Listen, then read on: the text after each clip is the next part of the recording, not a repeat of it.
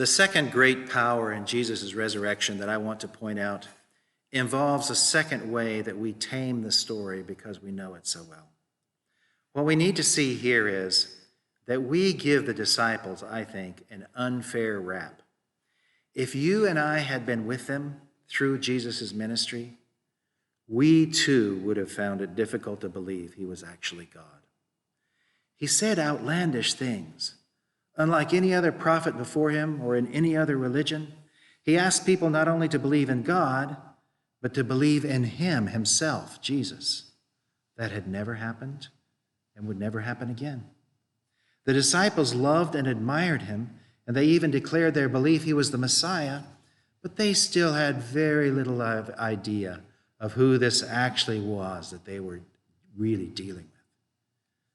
One time, Laurel and I had visited the Grand Canyon, and we had a trip ahead of us to get to where we planned to stay the night. It was late, and we're going up in the mountains to get to our hotel. It was late, it was very dark, when we were finally winding our way up a huge mountain to get to our hotel. Now, it was so dark we couldn't even really tell what we were on, how big a mountain it was. On the curvy mountain road, we saw signs like 100-foot drop-off that scared us some. We saw quite a few deer, but we couldn't see anything except for the road right in front of us. Now imagine the next morning when we woke up and we saw the huge mountain that we had climbed up. You look out and you see the majestic peaks, you see the breathtaking cliffs. We saw the road we had taken in an entirely different light. Our road and our experience were totally transformed from the way we experienced in the night before in the dark. That's what happened to the disciples when Jesus rose from the dead. Before, they were scared, inconstant, sometimes believing, sometimes not. They all believed in a resurrection from the dead. It was taught in the Old Testament.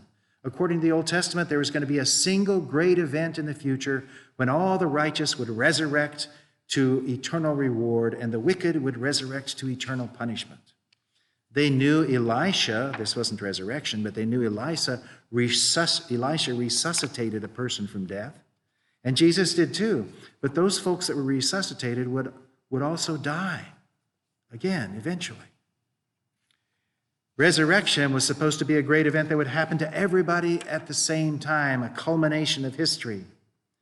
A single person resurrecting? That did not fit into their worldview. That could not be processed by their minds. No, it's not possible. But now, here, their beloved master, Jesus, who not long before had told Martha that he was the resurrection and the life, here is Jesus resurrected himself. And now they remember him predicting this. Everything changes for them now. They see the Alps, the Himalayas, the Rocky Mountains.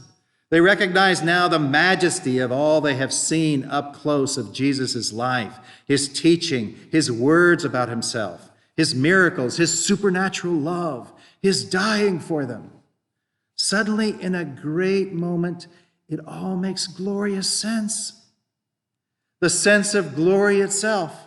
We beheld his glory, the glory of the only begotten of the Father, full of grace and truth.